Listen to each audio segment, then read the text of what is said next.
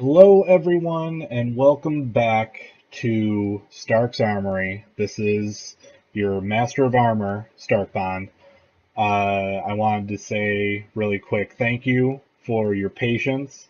For all of you who watched part one and didn't get to finish the rest of that episode, this is what the rest of part one is. This is part two of the first episode of Stark's Armory. Sorry it took so long. Wanted to give you guys a preview and maybe a nail biter. With that in mind, and without further ado, please enjoy the second part of Stark's Armory, the first episode. Then you have House of Wolves. Changes it again, and I think that time they completely changed the map where you select the planets to go to. Yeah, I can't remember in what sense they did though. Was that adding new places or was that I don't think it was adding new places. I think it was the arrangement of the planets. Oh yeah. Like they just changed the look of that. I'm so used to the current one now. I know. You don't even remember Vanilla Destiny. And then we have the Taken King, which was their biggest expansion. One that caused a lot of controversy with the pricing and different perks you got for pre-ordering it. But we won't touch on that. We just know that it added quest lines to the game. Third raid. I should mention that the Dark Below added Crota, who had suffered thousands and thousands of hours of getting beaten by swords. But then we have Crota's dad coming back, Oryx. And again, that's another thing that changed the game. I think we were able to re-roll certain weapons that's House a of generation Wolves. before, yeah. House of Wolves, okay. House of Wolves had the Reforged. the first reforging, Yeah. I'll say. But then this time they with the Taken King they introduced infusion. Yeah. And then it was a smaller patch after that introduced 1-for-1 infusion. So before that, when you would infuse a gun into a different gun, it would kind of calculate a middle ground. So if you had like a gun with a light level 180 and you wanted to infuse a gun with a light level 300, you'd probably get like something around 250 or something. So people got mad about that. And then there were some people who even made calculators to try and figure that out. And then Bungie came out and said, well, we'll do 1-for-1 infusion, which is beautiful. It's beautiful. It takes the guesswork out of it. Yeah. So and then they with the Taken King, they started introducing their smaller, their live team, like seasonal events, right? You got the Festival of the Lost, you got the SRL, Crimson Doubles, and that was pretty fun, even though I kind of would like more of those. Yeah, I really liked that particular mode in general. The Crimson? Yeah. I was a big SRL fan. Oh man, SRL was about as salty for me as Iron Banner. See, I didn't think. Well, I mean, there were a couple races where I got pretty pissed off, but for the most part, I enjoyed it. But that I think has kind of been Bungie's biggest issue is keeping content relevant for people, keeping you wanting to come back. Now, granted, we come back and play it every day, pretty much. Oh, I enjoy the Crucible, the multiplayer. Same here. And then you have the weekly activities, the Nightfall, which still chasing that Zen Meteor, man. It's the last exotic I need. It's the last exotic. So you have all that, and then now you have the Rise of Iron, which is the storyline of what you've been doing each and every month in the Iron Banner.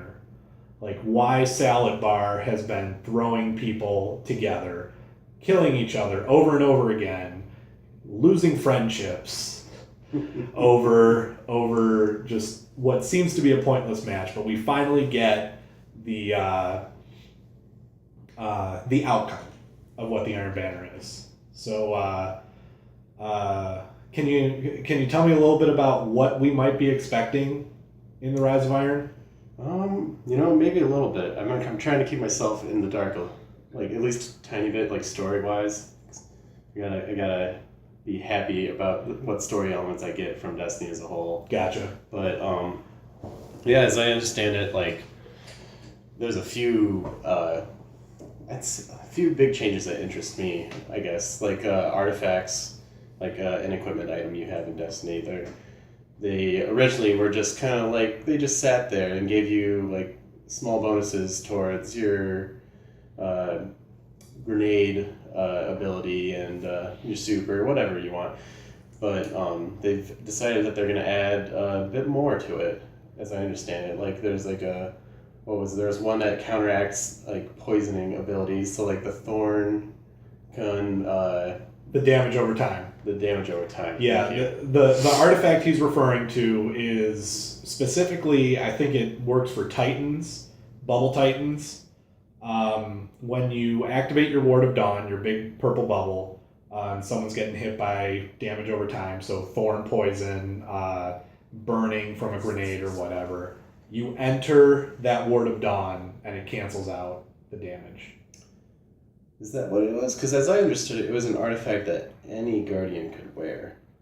See, I don't know. In which case, that means like that changes a lot as far as like Crucible goes. If it's any Guardian can wear, like that would be fantastic. I would no longer be one shot by those fireball grenades. Yep. That the Warlocks have. Oh my gosh, those are the worst. Seriously. I think my favorite new artifact that I know about for now, is the one that essentially turns your sword into a lightsaber. I think the way it read was when you are blocking with your sword, it deflects any ranged attacks. Oh. Rockets, energy beams. Like, so if an ogre's looking at you and he's firing his eye blast, you can deflect that. I could be Luke Skywalker, just throwing off people's rockets. And the best part is that artifact works both in PvE, so the versus the computers, and in the Crucible, player versus player.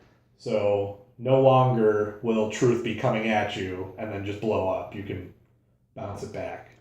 Yeah, from what I saw with the artifacts, there's a few that, it's going to be a tough choice. It is. There was one that I heard that they just let you arbitrarily sprint as many times as you wanted. Yeah. And, simple things like that where you're thinking, it doesn't, say just directly help me in anything, but the convenience factor just sounds so nice. Yeah. Or there's also the one that I think is kind of interesting, but Warlocks, especially Sunsingers, might like. Apparently it takes away your super, adds an extra grenade and special melee, and when you pick up Orbs of Light that would normally charge your super, they charge your grenade and melee. So you lose your super, so you lose your hammers, you lose your Sunsinger res or your golden gun or whatever, but you gain an extra grenade and an extra melee. Now I think that can be something almost broken when, what would you say, 70% of a Crucible match is what they refer to as mid game, no super. Yeah. So. Yeah, no, that sounds like there might be some balancing later on for that or something. Might be some balancing for that, but I mean, it changes the way you play, right? Yeah. So we got the artifacts coming. The artifacts will actually be useful now. Remember when we were looking for ghost shells? Oh my gosh. No, I don't want my same just white ghost. I want a different ghost. Now we have a ton of ghost shells, and I get tired of seeing them at the end of a Nightfall. For real though. But what else we have? We've got new enemies. We've got apparently a new PvP experience. Yeah, I'm trying to remember what I heard about that. It was kind of From what I heard, it was 3 maps. 3 maps. 3 maps. And when I say experience, I think this kind of coincides with the artifacts too. Because that's going to be a huge, huge new way to play the game. Like I really think Rise of Iron is going to be another one of those that, here's how Destiny was pre this patch, and here's the state of the game now. Right. So we got the PvP experience. We've got the new light level. Apparently with the hard mode rate, it's going to bump it up to 400. Oh. So good. Like, what is that, 75 light bump? Yeah. Well, no, 65. 65, because right now it's 335. Right. New exotics, which are always fun. And yeah, those, I know it adds, I think it's like a five campaign, or 5 more missions. 5 mission campaign, and then they're gonna have a raid and all that jazz. But yeah, so stuff to be excited for, right? I'm looking forward to it. Now, one big change that's coming as well that I'm really excited for. I'm tired of grinding for strike-specific loot. I'm tired of waiting for a nightfall to come around where it's the strike that I want and I can keep grinding over and over and over again for that specific gun or cloak. I still don't have one of those. I'm happy. I'm so happy I got the one I got. The only one I got, and it's like perfect for me. So, but Rise of Iron is going to introduce a chest at the end of every strike that has strike-specific loot, which I think all of them do, don't they? For better or for worse. Yeah, except for armor or guns, one of the two usually. I think the only two that don't are like Sepix Prime and Fogoth. Which those are being brought up. Yeah. Those are being brought up, so that'll probably change with Rise of Iron. But anyway, these chests have the strike-specific loot in them. And I think they've said it already. I forget how, but you collect skeleton keys. And then at the end of the strike, you have the option to open one of these chests with a skeleton key and get the strike-specific loot. That'll be a nice change. Kind of like, I wonder if that's like them trying to make strikes more fun, or if that's them kind of like, in their eyes, they're fixing like an exploit kind of thing. I don't know if it's so much as they're fixing an exploit, because people have found a way around to rerun the strike. Like, you get to a certain part of it and then you die. Right. Which I don't have the time or the want to do that. I just want to get this loot. And, I think this way it'll also allow them to introduce probably a broader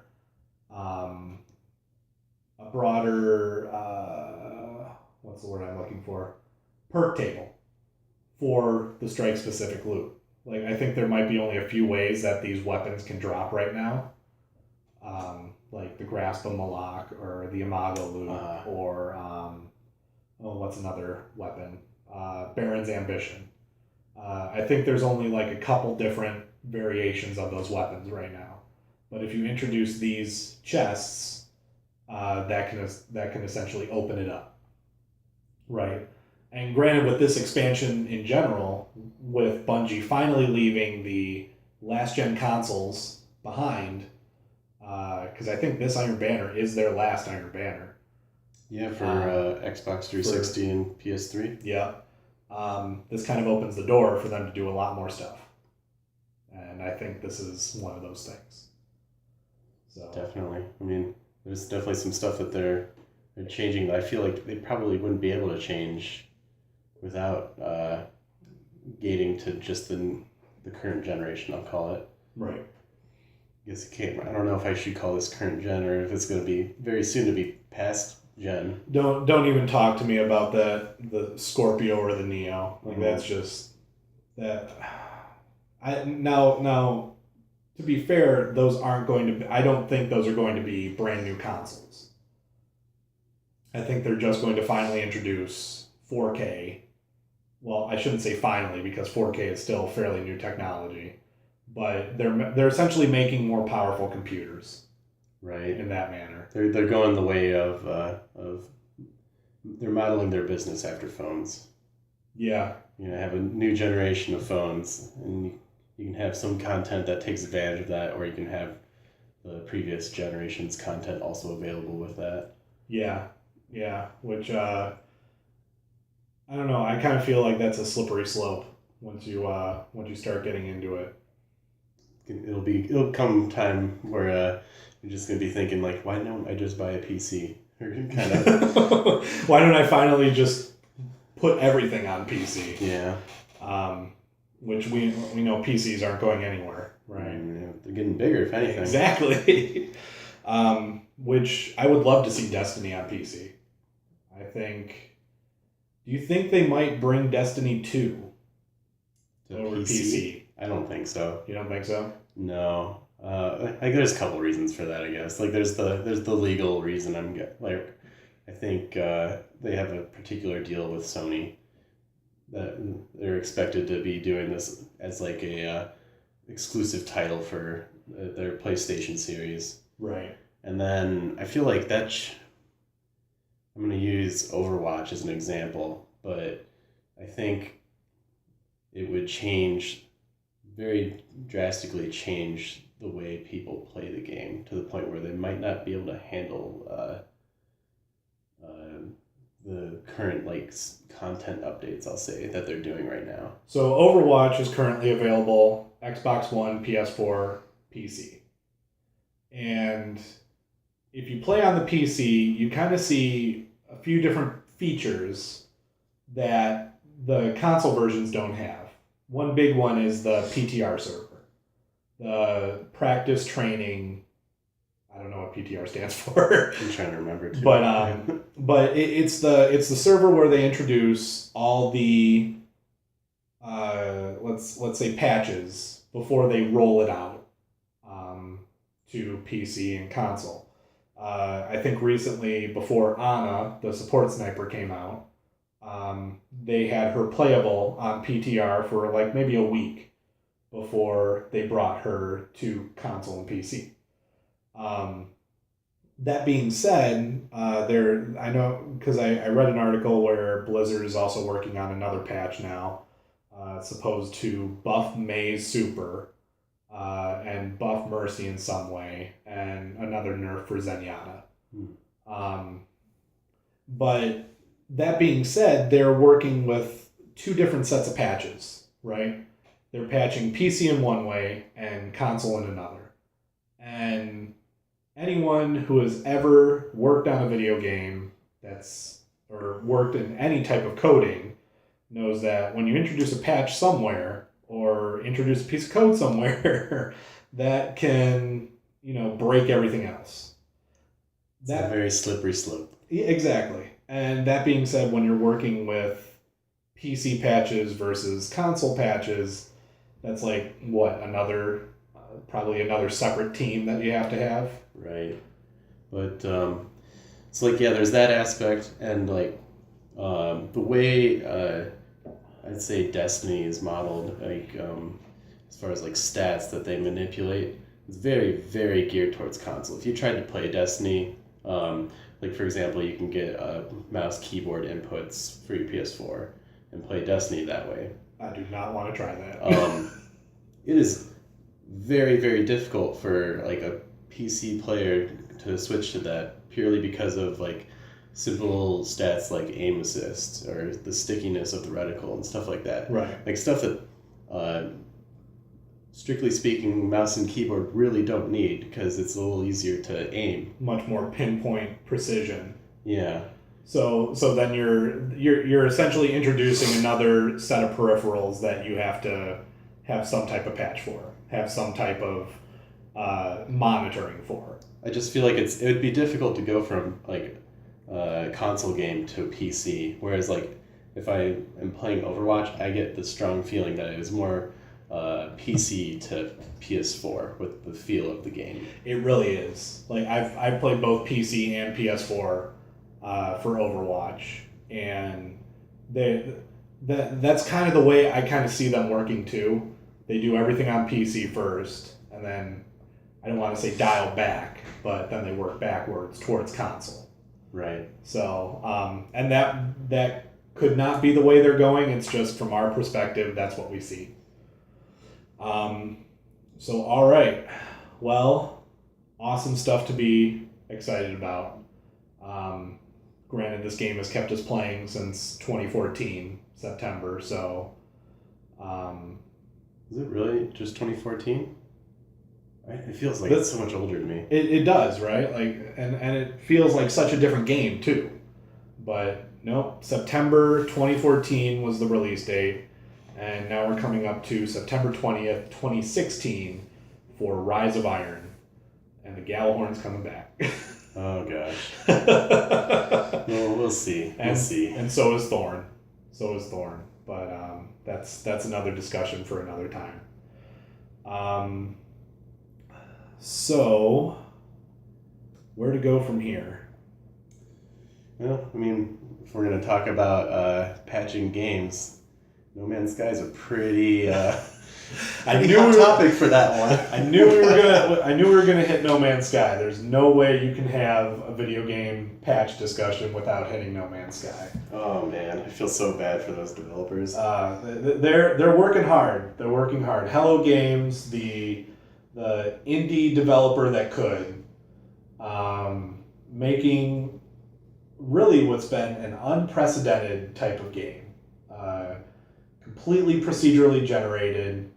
This is the ultimate do whatever you want game. No Man's Sky.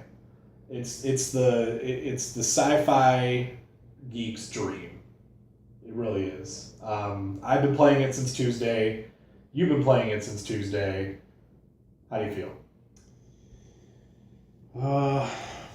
How do I feel? That is a good question. I kind of in a way I've associated it with, like, it's kind of a palate cleansing kind of game. It's very like, I wouldn't say like there's some story to it, like, in the game, but that's not really what's interesting me, I guess. It's just the constant exploration, kind of like a zen feel to it when you're just exploring and you're upgrading the things that you can to be able to go further into this the galaxy. Just like that kind of gameplay, just very very relaxing for me. I get where you feel. It's a very in a market that's crowded with Call of Duties, Destinies, Titanfalls, Battlefields, like the really go games. Yeah, multiplayer too. Multiplayer, online connectivity all the time. Like, you got to be talking to someone. Team-based action Overwatch game. We get this diamond, right? This diamond in the rough that is. It's not your typical adventure game. Like, you know, people play Oblivion, Skyrim, the Elder Scrolls games, Fallout. You play your RPGs, your traditional RPGs, which are considered relaxed, right? You have your own adventure. You go on quests. Well, imagine that. Take the quest out of it. You only have one quest. And that's essentially to get to the center of the universe. Yep. And do whatever you want. Like, you start off with a ship and a mining gun and have fun. A broken ship at that. A broken ship. Well, for those people who got the pre-order bonus, possibly saw the broken hyperdrive. Oh, well, I wasn't actually talking about the bug even, but like, you start the game, you have to repair parts of your ship. Oh, really? Yep. See, I didn't have to do that, but that's probably because I redeemed my... I'm sorry, I redeemed my pre-order, and I never even saw the bug. So yeah, you got a broken ship, and you're just plopped on one of 18 quintillion planets. And you're just said, the game just says, have fun. Go for it. Do what you gotta do. 18 quintillion planets. That is a number that the human mind cannot even fathom. We can barely fathom a billion. Yeah, how long did they say they estimated it would take for us to completely explore their game? Like, if we're talking, like, the whole player base. It was just That actually it wasn't the player base. They were just talking about the world population, right? Yeah, the world population, 6 billion people to explore 18 quintillion worlds. And then just like they were like, what, 20 years is the expected amount of time it would take to have everybody in the world. And we're talking about we're talking about everyone in the world. Like you dial that number back by a couple billion, and you've got you've got the internet, pretty much. So wow, definitely a beautiful game. Completely procedurally generated. Now that's something I don't think people understand too much about either. The fact that this game, they didn't go in there and, draw everything or model everything themselves. This game is being generated in real time by an algorithm, by a piece of code, or multiple pieces of code to be more direct. But taking games like Borderlands or Starbound and taking what they did and escalating it even more to like the umpteenth level to a 3D world exploration, like 3D and procedural generation. Like, it's kind of boggled my mind. Wow. So we're going to talk more No Man's Sky in a little bit. For the meantime, we are going to take a break. Or actually, no, we'll call this at our first episode. Let's leave that at the first episode, and we'll talk more No Man's Sky in the next episode. Because there's a lot to talk about there. Yeah, there's a good amount, and we're almost hitting the hour mark here. So, with that being said, thank you for tuning in to the Stark Talks Hour with Chenko commentating, because that's kind of what it felt like. But no, that's fine. Is there anything you want to add, or a quick tidbit before we cut this first episode? I mean, nothing really comes to mind. Thanks for having me. All right, absolutely, and we'll see you on for the No Man's Sky discussion next time. And until then, everyone, this has been Stark's Armory.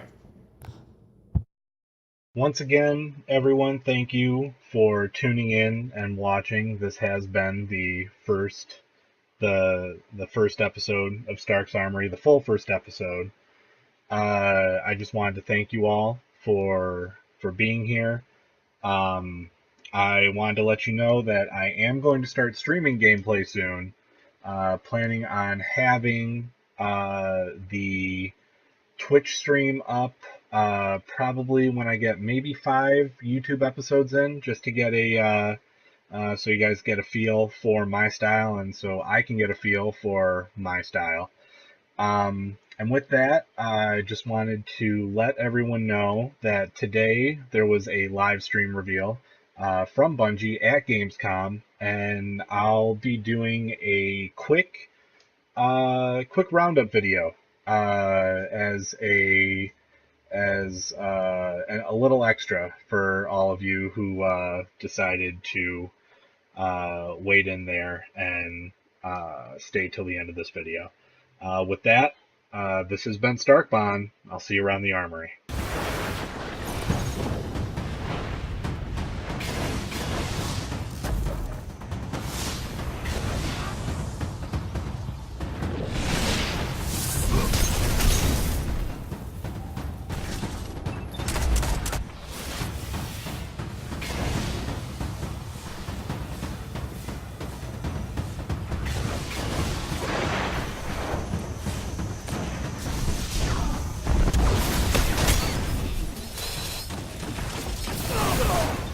Good work, Guardian.